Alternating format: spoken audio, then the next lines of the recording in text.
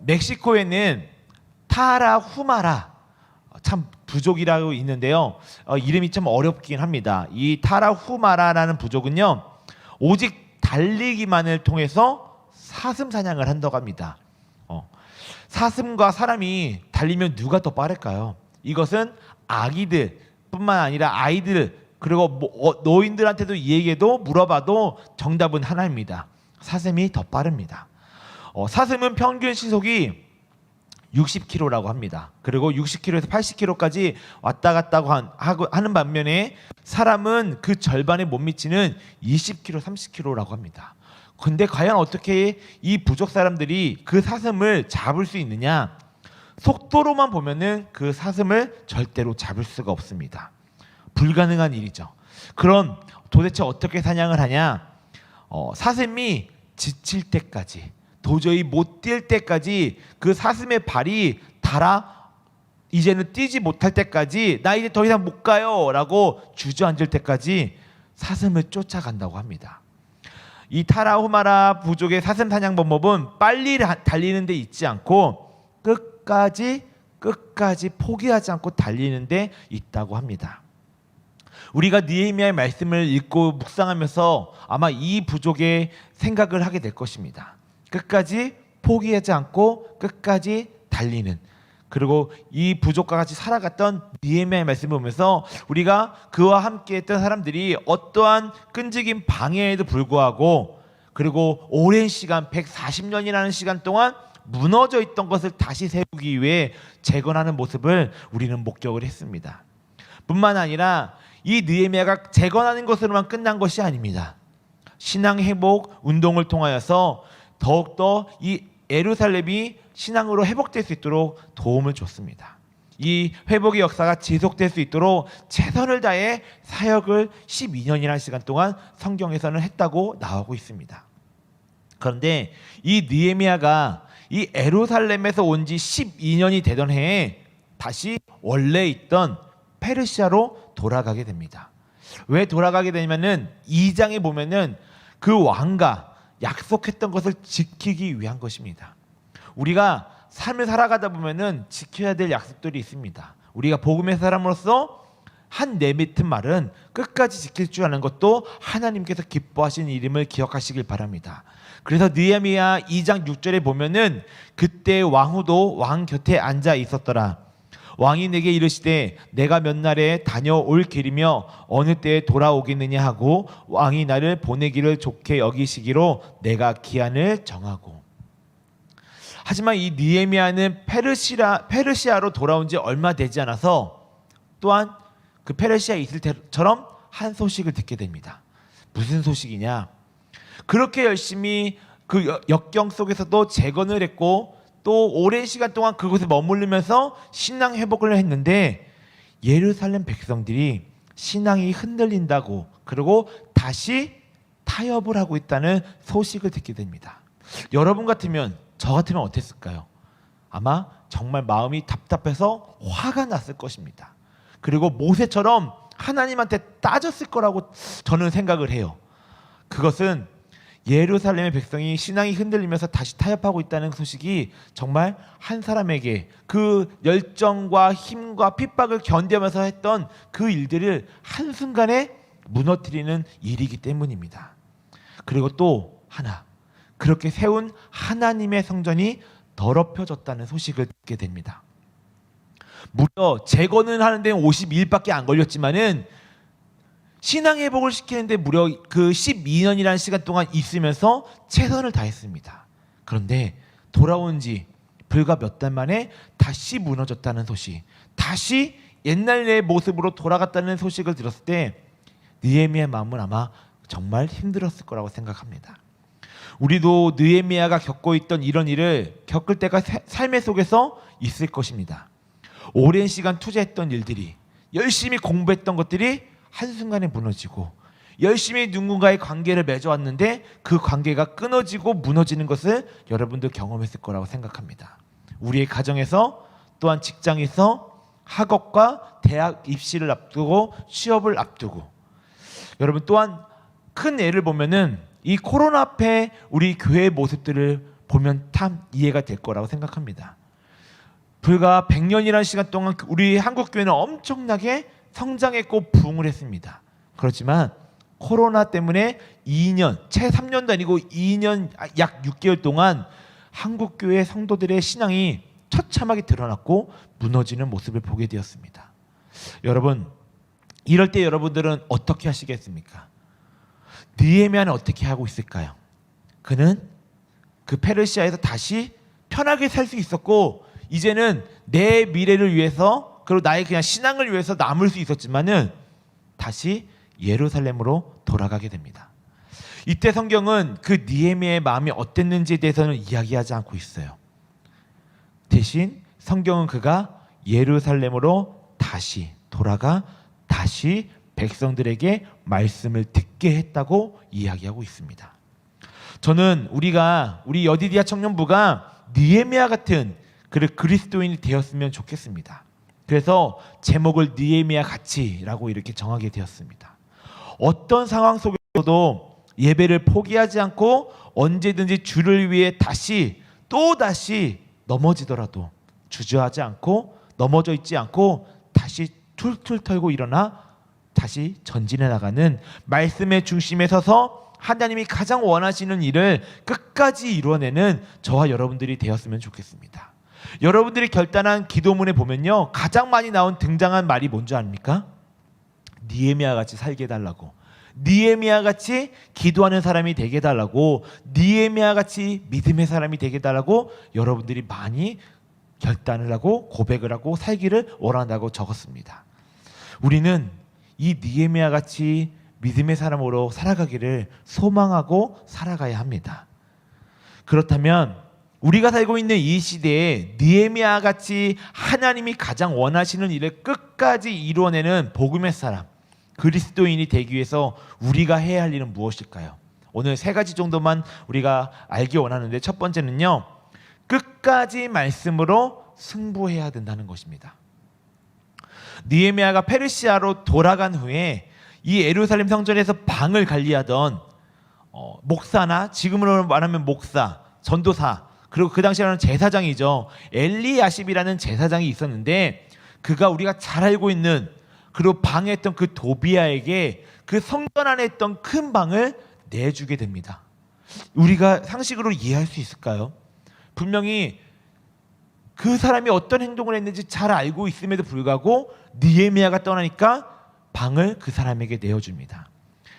엘리야십이 그 도비야에게 내준 방은 빈 방이 아니었습니다. 그냥 방 하나, 여러 가지 방 중에 그냥 방을 하나 준 게 아니라 그 방은 원래 거제물을 두는 방이었다고 합니다. 우리가 읽진 않았지만 13장 5절에 보면은 이 거제물에 대해서 이렇게 이야기하고 있습니다. 도비야를 위하여 한 큰 방을 만들었으니 그 방은 원래 소재물과 유향과 그릇과 또 레위 사람들과 노래하는 자들과 문지기들에게 11조로 주는 곡물과 새 포도주와 기름과 또 제사장들에게 주는 거제물을 두는 곳이라. 한마디로 교회를 위하여, 예배를 위하여 모아둔 그 방을 그 도비야에게 주었다는 것입니다.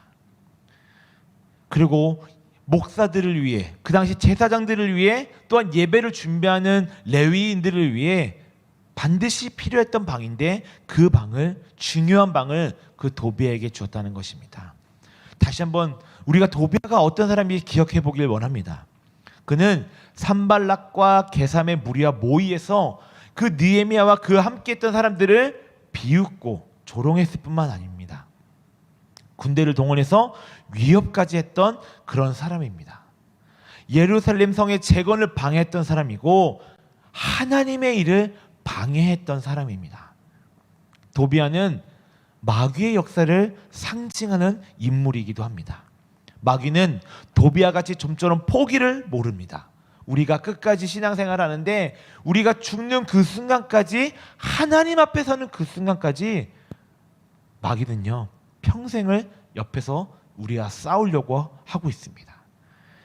도비야는 느헤미야가 예루살렘을 떠난 그 날만 손꼽아 기다렸습니다. 무려 12년이라는 시간 동안 말이죠. 이 대목에서 생각해야 될 것이 하나 있습니다. 우리가 그것은 마귀가 우리를 죽이고 도둑질하고 마침내 멸망시키기 위해 우리를 격렬하게 공격할 때도 있지만 도비와 같이 오랜 시간 우리를 넘어뜨리기 위해 참고 그들은 인내해도 한다는 것입니다. 우리만 그 길을 가기 위해서, 십자가의 길을 가기 위해서, 제자의 삶을 살기 위해서 참고 인내하는 것이 아니라 마귀들도 우리를 넘어뜨리기 위해서 참고 인내한다는 것입니다. 짧게는 며칠, 길게는 오늘 말씀처럼 12년이라는 시간 동안 말이죠. 그렇기 때문에 우리는 끝까지 마귀와 싸워서 승리해야 됩니다. 그러면 어떻게 해야 우리가 마귀와 싸워 승리할 수 있을까요? 말씀으로 싸워야 합니다.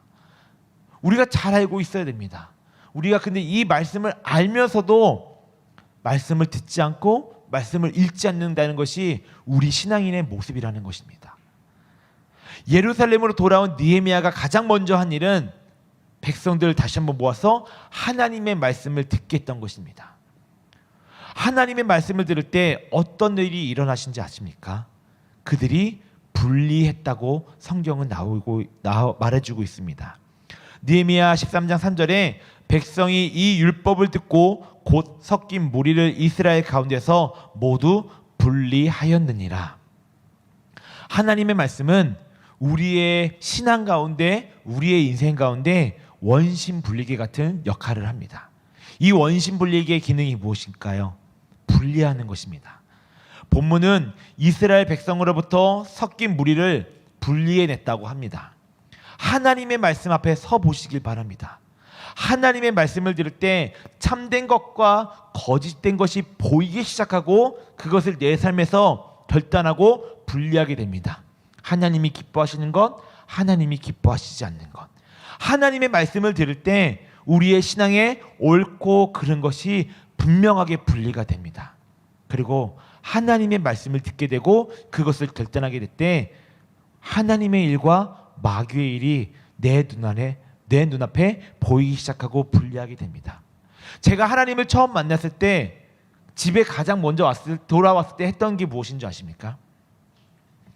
세상의 음악을, 제가 갖고 있던 세상의 음악, CD, 테이프, 그리고 컴퓨터 안에 저장되어 있던 세상의 음악들을 다 지워버렸습니다. 왜냐하면 제가 음악 듣는 걸 너무 좋아했기 때문에 하나님의 찬양을 듣는 것보다 세상의 음악을 듣는 것을 더 많이 시간을 투자했고, 그리고 mp3에도 그 세상의 음악이 꽉 차 있었기 때문입니다. 저는 다 지워버렸습니다. 왜냐하면 하나님이 기뻐하시지 않는 것이라고 저는 보았기 때문이고 그리고 그것을 생각했기 때문입니다. 하나님의 말씀은 분리만 하는 것이 아닙니다. 하나님의 말씀을 들으면 믿음이 생겨나게 되고 그 믿음이 우리의 마귀의 공격을 막아내는 방패가 되기도 합니다. 그리고 성령의 역사를 나타내 마침내 모든 삶의 영역에서 마귀를 몰아낼 수 있는 그런 힘을 가지게 됩니다. 성경은 이런 사람, 끝까지 말씀의 승부를 보는 사람을 복 있는 사람이라고 이야기합니다. 우리가 잘 알고 있는 말씀, 시편 1편의 말씀에 보면은 이런 말씀이 있습니다. 우리 함께 한번 읽어보도록 할까요? 시편 1편 1절부터 3절까지의 말씀입니다. 시작. 복 있는 사람은 악인들의 꾀를 따르지 아니하며 죄인들의 길에 서지 아니하며 오만한 자들의 자리에 앉지 아니하고 오직 여호와의 율법을 즐거워하여 그의 율법을 주야로 묵상하는도다. 그는 시냇가에 심은 나무가 철을 따라 열매를 맺으며 그 잎사귀가 아니함 같으니 그가 하는 모든 일이 다 형통하리로다. 아멘. 이 말씀처럼 우리가 말씀 가운데 형통한 삶을, 복 있는 삶을 살기를 바랍니다. 50년 넘게 인도에서 선교사로 지냈던 스탠리 존스라는 목사님이 계십니다. 하루는 성경의 중요성을 가르치고 있을 때 한 인도 청년이 이렇게 질문했다고 합니다. 선생님, 이렇게 성경을 붙들고 산다고 해서 돈이 생깁니까? 직장이 생깁니까? 이때 스탠리 존슨 목사님이 이렇게 대답했다고 합니다. 한 가지 분명한 약속을 저는 할 수 있습니다. 만일 자네가 이 말씀을 붙들고 산다면 그때부터 이 말씀이 자네를 붙들어 인도할 것이라네. 우리는 하나님의 말씀이 우리의 삶에서 이끌어 가시도록 끝까지 말씀을 붙들고 살아가야 합니다. 그러면 말씀이신 하나님이 우리의 인생 가운데 역사하시기 시작하십니다. 그리고 그 역사 안에서 살아가는 사람에게 하나님의 신령한 복이 우리의 인생 가운데 여러분의 삶의 영역의 자리에서 부어지게 될 것입니다. 이 역사 안에서 살아가는 사람이 형통한 삶을 살아가게 됩니다. 그리고 끝까지 말씀으로 승부하는 믿음의 사람이 되어 이 시대에 우리가 알고 있는 느헤미야가 그 말씀으로만 끝나는 것이 아니라 우리의 삶이 느헤미야의 신앙의 삶을 살아가게 될 것입니다. 두 번째는 나의 전부를 끝까지 하나님께 맡겨야 합니다. 예루살렘으로 돌아온 이 느헤미야는 백성들이 11조도 하지 않는 것을 알게 되었습니다. 그리고 안식일, 주일을 거룩하게 지키지 않는 모습도 보게 되었습니다. 불과 몇 달 만에 그 12년이라는 시간 동안 세워왔던 것들이 무너져 버린 것입니다. 우리 한국교회도 120년이라는 시간 동안 잘 세워왔고 세계에서 가장 큰 교회가 있는 교회로 성장했습니다. 그러나 2년 6개월 만에 교회가 무너졌고 그리고 성도들이 무너져 버렸습니다. 느헤미야는 그들의 신앙이 이렇게 무너진 이유를 두 가지로 설명합니다. 첫 번째는 물질과 관련되어 있습니다. 느헤미야가 돌아와서 보니 이 성전에 있어야 할 레위인들, 그러니까 지금으로 얘기하면 목사들, 전도사님들이 다 밖으로 도망가고 없었다는 것입니다. 백성이 11조를 내지 않아 레위 사람들의 먹고 살 길이 막막해졌기 때문에 11조는 단순히 돈의 문제에 국한되지 않는 것이라는 것을 우리는 알 수 있습니다. 왜냐하면 이 11조는 구약에도 계속 나오고 있지만은 신앙의 문제이고 정신의 문제입니다. 11조를 하지 않았다는 것은 그 11조의 정신, 하나님께서 약속하시고 주신 그 약속의 정신을 잃어버렸다는 것입니다. 11조 정신이란 무엇일까요? 나의 물질에 내가 받아온 그 세상에서 받는 11조의 10%를 하나님께 드리면서 90%의 소유도 내 것이 아닌 하나님께 있음을, 하나님에게 있음을 기억하는 것이 이 11조의 정신이라는 것입니다. 가진 것의 10%도 하나님의 것으로 인정하지 못하는 사람이 자신의 전부를 드릴 수 있다고 말하는 것은 그것은 앞뒤가 맞지 않는 것입니다. 그래서 우리의 존 웨슬리 목사님은 나는 주머니가 회개하지 않는 사람의 회개를 믿지 않는다 이렇게 이야기했습니다. 이스라엘 백성들은 이 11조 정신을 완전히 잃어버렸습니다. 그러나 그들은 이 11조 정신을 잃어버리기 전에 이미 예배에서부터 실패하게 되었습니다. 우리의 신앙이 무너지는 것은 그냥 한순간에 죄를 지어서 무너지는 것이 아니라는 것입니다. 예배에서부터 무너지기 시작하는 것입니다. 우리가 예배에서 성공하지 못하고 예배에서 실패하게 되면은 우리의 신앙은 점점점 무너지게 되고 실패하게 되는 인생이 되어버립니다. 그러나 이스라엘 백성들이 다시 말씀을 듣고 예배하기 시작할 때 그들의 삶 가운데 이 11조 정신이 다시 일어나기 시작했습니다. 말씀 13장 12절에 이렇게 나와 있습니다.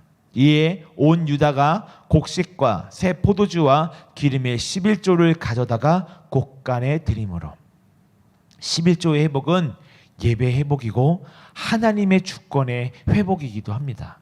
하나님의 주권의 회복이 바로 예배의 회복이기도 합니다. 여러분 기억하시길 바랍니다. 우리의 예배가 회복되어야 하나님의 주권이 회복이 되고 우리의 신앙이 회복될 수 있음을 기억하시길 바랍니다. 두 번째는 시간과 관련되어 있습니다. 17절에 보면은 내가 유다의 모든 귀인들을 꾸짖어 그들에게 이르기를 너희가 어찌 이 악을 행하여 안식일을 범하느냐라는 것입니다. 느헤미야가 예루살렘으로 돌아와 보니 사람들이 안식일을 범하며 돈을 벌고 있다는 것입니다. 지금으로 말하면 하나님의 사람이라고 결단했던 사람들이 주일날 그리고 주일을 지키지 않고 돈을 벌고 있는 것이 아닙니다. 지금 시대에서 이것이 꼭 죄라고 여길 수는 없다고 저는 생각을 해요. 왜냐하면 내가 직장에서 그 세상에서 하나님께서 보내주신 그곳에서 내가 지켜나가야 되기 때문입니다. 그러나 그것이 중심이 되지 말라는 것입니다. 어쩔 수 없이 회사에 출근해야 되는 경우도 있고 일을 해야 되고 시험을 보러 가야 되는 일이 있지만 그것이 중심이 되지 않고 하나님께 먼저 예배하는 자로서 살아가라고 이야기하시는 것입니다. 느헤미야가 이 모습을 봤을 때 11조도 하지 않는 모습을 발견하게 된 것입니다. 돈을 버느라 성전에 올 시간도 없는데 어떻게 11조를 할 수 있겠습니까? 여러분 혹시 보이스카우트 해보신 분 계십니까? 걸스카우트 그리고 뭐 해양소년단, 적십자, 아람단, 우주소년단 초등학교 때 해보셨습니까? 고개 한번 이렇게 끄덕여 주시겠어요? 아니요. 한번 네 해보시겠어요? 다 해보셨죠? 아니요. 모르시는 분들도 계시는구나. 저 때만 해도 저 때는 말이죠. 라떼는 말이야. 그런 것들이 있었어요. 그것을 하지 않으면은 약간 친구들하고도 멀어지는 그런 시대가 있었습니다. 그래서 아까 한번 우주소년단 저는 그 6가지 단체 중에 보이스카웃을 못 들어가서 이 우주소년단에 들어가게 되었습니다. 근데 이 우주소년단은 여러 가지 활동들을 했어요. 놀러 다니기도 했고 특히 이 우주소년단 제가 좋았던 이유는 과학적인 것들을 많이 경험하고 만들 수도 있고 그리고 과학적인 것들을 배울 수 있어서 참 좋았습니다. 재밌었고요. 그래서 제가 대전을 처음 오게 된 이유가 바로 이 우주소년단에서 대전 엑스포로 오게 되어서 제가 대전이라는 곳을 처음 접한 곳이 바로 이 우주소년단과도 관련이 있습니다. 여러분 그 당시에는 토요일에도 학교를 갔을 때입니다. 그러다 보니 모든 행사들이 토요일 오후나 주일날 많이 이루어졌습니다. 특히 놀러 가는 것, 여행 다니고 하는 것들이 주일날 아침부터 오후 늦게까지 밤늦게까지 다니고 했습니다. 그러다 보니 저희 어머니가 이걸 시키긴 했지만 참 난감하셨습니다.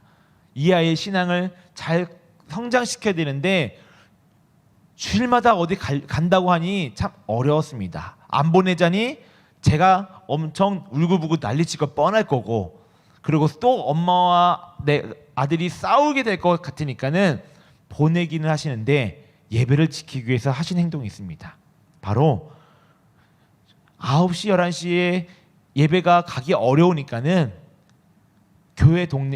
제가 살고 있는 동네에 그냥 새벽 예배를 같이 주일날 가셔서 눈 감은 채로도 기도하고 예배하다가 그 우주소년단 활동을 참여하게끔 하셨습니다. 왜냐하면 제가 다니던 교회는 버스로 한 30-40분 거리였기 때문에 새벽에는 도저히 갈 수 없는 시간이었고 갔다가 오더라도 우주소년단이 출발하는 그 행사에 늦을 수 있기 때문에 그냥 동네에 작은 교회 가서 새벽 예배를 드렸습니다. 이 어머니의 행동 무엇이 있을까요? 무슨 일이 있어도 예배 드리는 게 이 아이에게 우선순위가 되게 하기 위해서 가르치셨던 것입니다. 그래서인지 저는 전도사를 할 때도 청소년부와 그리고 청년들에게 여러 가지 시험, 대학 수능 시험뿐만 아니라 자격증 시험, 그리고 또한 입시를 준비하고 또한 시험을 준비하는 시험과 그 힘겨운 싸움들을 할 때 그 청소년 아이들과 청년들에게 예배가 가장 중요하다는 것을 항상 강조했고 이야기를 했습니다.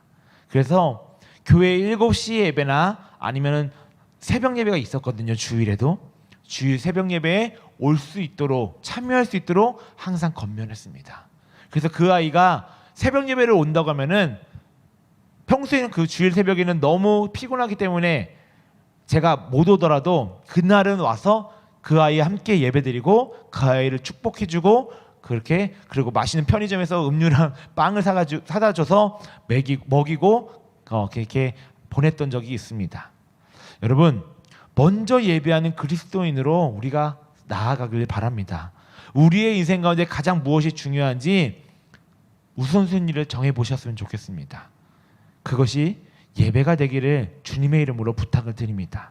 왜냐하면 예배를 통해 하나님에게 우리의 삶을 맡기시기 때문입니다. 우리가 맡긴 그 삶을 받으신 하나님이 우리에게 은혜를 베풀어 주시기 때문입니다. 우리의 전부를 끝까지 하나님께만 맡기는 저와 여러분들이 되시기를 주님의 이름으로 부탁을 드립니다. 마지막으로 끝까지 기도의 무릎을 꿇으시기 바랍니다. 13장 14절에 보면 이렇게 나와 있습니다. 오늘 우리가 표지세번역으로 읽었지만 개역개정으로 제가 다시 한번 읽어드리겠습니다. 내 하나님이여, 이 일로 말미암아 나를 기억하옵소서. 내 하나님의 전과 그 모든 직무를 위하여 내가 행한 선한 일을 도말하지 마옵소서. 우리가 느헤미야 1장부터 13장까지 다 읽지는 않았지만 느헤미야가 일관되게 한 행동을 무엇인지 우리는 이제 알 수 있습니다. 그리고 여러분들 중에도 그것을 많이 적어냈습니다. 그것은 바로 기도였습니다. 느헤미야는 기도의 사람이었습니다. 느헤미야가 일평생 포기하지 않고 끝까지 한 일은 기쁠 때나 슬플 때나 힘들지 않을 때나 힘들 때나 기도의 무릎을 지켜내었던 것입니다. 그에게도 낙심했던 것도 있을 것이고요, 실망했던 적도 분명히 있을 것입니다. 다 그만두고 싶었고 다시 내가 원래 있던 집으로 페르시아로 돌아가고 싶었을 것입니다. 그리고 시험에 들었던 적도 분명히 있을 것입니다. 그러나 느헤미야는 끝까지 무릎을 꿇고 포기하지 않았습니다. 그리고 고백합니다. 하나님, 이 민족을 긍휼히 여기시옵소서. 하나님, 이 민족을 축복하여 주시옵소서. 우리도 이제 믿음에 성장하길 바랍니다. 그냥 나만을 위한 기도만 하는 것이 아니라 내 가족들만 위한 기도를 하는 것이 아니라 지금 여러분이 속해 있는 여디디아 청년부 안의 공동체 가운데, 소그룹 가운데 함께 기도 제목을 나눌 때, 그리고 그 사람이, 한 청년이 나의 삶, 그 삶에서 어려움을 겪을 때 고백했던 것을 기억하면서 세상으로 돌아갔을 때, 내 삶의 자리로 돌아갔을 때 기도하는 사람이 되기를 바랍니다. 그리고 더 나아가서 국가가 나에게 뭘 해줬어 라고 이야기하고 싶지만은, 그러나 내가 속해 있는 이 나라를 위해, 이 나라의 정치를 위해, 이 나라의 경제와 그리고 사람들을 위해 더 나아가 기도하는 믿음의 사람들이 되기를 주님의 이름으로 부탁을 드립니다. 오래전 이탈리아에 북아프리카 출신의 한 청년이 있었습니다. 그는 어린 시절에 믿던 기독교 신앙을 떠나 마니교라는 이단에 빠지게 되었고, 그 이단에서 음란하고 방탕한 생활을 하게 되었습니다. 시간이 흐를수록 그것이 행복하지 못한 자신을 발견하게 되었고, 그로 인해 괴로운 삶을 계속적으로 살아가게 되었습니다. 그러던 어느 날 갑자기 바깥 정원에서 놀던 아이들의 목소리가 창을 타고 들려왔습니다. 근데 그것이 펴서 읽어보아라, 펴서 읽어보아라. 그 순간 그의 시선이 오랫동안 먼지만 쌓여가던 그 책장 한 구석에 버려져 있던, 놓여져 있던 것도 아니고 버려져 있던 성경책 하나를 향해 나아가게 됩니다. 그가 성경책을 폈을 때 로마서 13장 12절부터 14절의 말씀에 눈이 들어왔다고 합니다. 우리 이 말씀을 함께 읽어보도록 하겠습니다. 시작. 밤이 깊고 낮이 가까웠으니 그러므로 우리가 어둠의 일을 벗고 빛의 갑옷을 입자. 낮에와 같이 단정히 행하고 방탕하거나 술 취하지 말며 음란하거나 호색하지 말며 다투거나 시기하지 말고 오직 주 예수 그리스도로 옷 입고 정욕을 위하여 도모하지 말라. 아멘. 이 세 구절이 눈에 들어오게 되었습니다. 그 순간 그 청년은 무릎을 꿇고 울며 기도하기 시작했습니다. 그리고 계속적으로 그 눈물이 하염없이 뺨을 타고 흘러내리기 시작했습니다.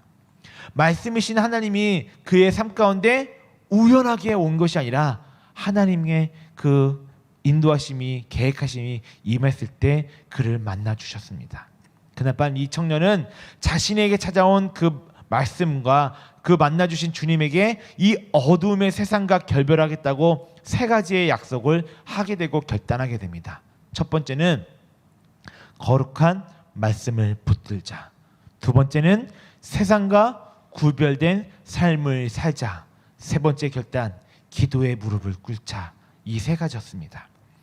그동안 얼마 동안 기도하고 일어섰을 때 그는 더 이상 옛사람이 아니라 하나님께 새 옷을 입은 새 사람이 되어버렸습니다.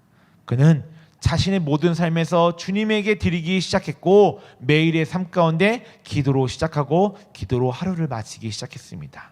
그리고 마침내 기독교 역사상 가장 위대한 인물 중에 한 사람인 바로 그는 성 어거스틴입니다. 우리 찬양팀 준비해 주시기 바랍니다. 그러나 그보다 그를 위해 먼저 기도에 무릎을 꿇었던 한 사람이 있었습니다. 바로 그의 어머니 모니카였습니다. 어거스틴이 이 만해교라는 이단에 빠져 있을 때에도, 그리고 그가 음란한 생활을 한다고 들려왔을 때도, 이탈리아로 떠나가겠다고 했을 때도 어머니 모니카는 기도의 무릎을 포기하지 않았습니다. 탕자의 아버지처럼 끝까지 기다리고 기도했습니다. 그 어거스틴이 기도의 무릎을 포기하지 않은 사람이 될 수 있었던 것은 어머니의 기도가 있었기 때문입니다. 믿음의 사람으로서 우리가 끝까지 놓치지 말아야 할 것을 이제는 기억하시길 바랍니다. 여러분의 삶 가운데 왜 힘들지 않은 일이 왜 없겠습니까? 각자 크기는 달라지만 작은 아픔에도 쉽게 넘어지고 아파하는 사람이 있고, 큰 일이 왔을 때만 아파하고 기도하는 사람이 있습니다. 여러분, 우리 가운데 하나님께서 기도를 주신 것을 기뻐하시고 그리고 감사하시길 바랍니다. 기도는 우리가 붙들 수 있는 무기입니다. 방패입니다. 느헤미야처럼 그리고 모니카처럼 기도하는 사람이 되시기를 주님의 이름으로 부탁을 드립니다. 기도의 무릎으로 한 가정과 그리고 사회와 국가가 새로 고침하는데 쓰임받는 우리 어디디아 청년들의 인생이 되시기를 주님의 이름으로 축복드립니다. 그리고 그런 그리스도인으로 복음의 사람으로 계속적으로 믿음의 성벽을 세워나가고 점검해 나시고, 또한 금이 가면, 또한 다시 무너져 버리면은 다시 말씀으로 기도로 세우는, 또한 예배로 세워나가는 저와 여러분들의 신앙의 삶이 되기를 주님의 이름으로 부탁을 드립니다.